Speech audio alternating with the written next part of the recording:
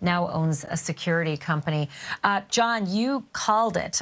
You found out about the sawed-off aspect of this stolen weapon. Listen, I know a little about guns. You know a lot more. How does this change the dynamic that he's got this illegal sawed-off shotgun with the crudely duct-taped flashlight on the top and on the scope? Yeah, it definitely changes the dynamics of the search and his ability. So, and you addressed this perfectly in the beginning of the broadcast. So it's, I can assume you saw off a barrel to make it a little more maneuverable for yourself under a coat. I can only guess what the owner of that weapon did, why he did it, but that's what it does for you. That's why people saw off the barrel of their weapons. It is now an illegal weapon. That's something that the owner is going to have to deal with, I suppose, but it gives Cavalcante the ability to maneuver a little easier. And as you said, the velocity will be definitely diminished if the trigger is pulled and that round goes out of that barrel, because the barrel length helps with velocity and accuracy. Now that is removed, so it's less accurate, and it'll be, there'll still be velocity behind it. It can still kill. So that's, obviously a consideration, and the officers out there know this. Being cautious for that. John, is there an issue now that this illegal weapon is out there? Because even I know you're not allowed to saw off the barrel of a shotgun, of a rifle. If something happens, if this killer uses that weapon, injures, or God forbid kills someone, I feel for this homeowner, but this is, you're supposed to be locking up your weapons no matter what. And now with a dangerous killer on the loose, leaving a weapon just, propped up against an open garage and he got his hands on it, are there ramifications for that homeowner? I would say there would be significant. I pray that, this weapon isn't used against an officer.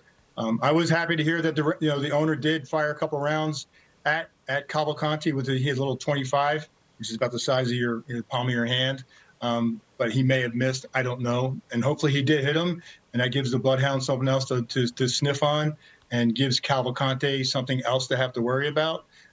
So there is that factor too. But certainly there's a complicating factor for the the gun owner. So we've got some live pictures up on the screen. This time last night, for lack of a better word, all hell kind of broke loose when Cavalcante started his sort of nighttime tirade. He stole the weapon at this time last night. The shots were fired and exchanged. He made a break for it. He left the shirt behind. He left his prison shoes behind.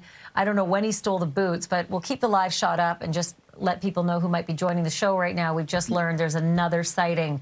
Yet another sighting. And why not? Because he's moving at night. So while we sort of watch these live pictures and get Dre, who's collecting more information on the sighting, I want to ask you about that green sweatshirt that he dropped. He left the T-shirt and the sweatshirt behind because clearly he could be a made man with that, right? They could make him out with the lime green sweatshirt. But doesn't that do wonders for the tracking dogs? Now they've got his scent, and they've got a nice fresh version of it out in the field. Yeah, exactly, 100%. So that's fresh, it's new, has recent sweat on it, and so it gives the dogs an opportunity to get a new scent. I think that's why you're seeing this perimeter and this search zone close smaller. And also, this is a consideration. It's been almost 2 weeks here, but what he's doing, and we're saying this almost nightly, he's out again. There's a new sighting. So what he's doing, he's establishing, whether he realizes this or not, a pattern of life. So because of the length of the investigation and the time between sightings, they're able to predict more or less his movement. So we're hearing again, he's making another, there's another sighting, but he's really kind of, at this point, helping law enforcement understand that pattern of life of, what he's doing, coming and going. Thank you for watching. Go to newsnationnow.com to find NewsNation on your television provider. And don't forget to click the red subscribe button below to get more of NewsNation's fact-driven, unbiased coverage.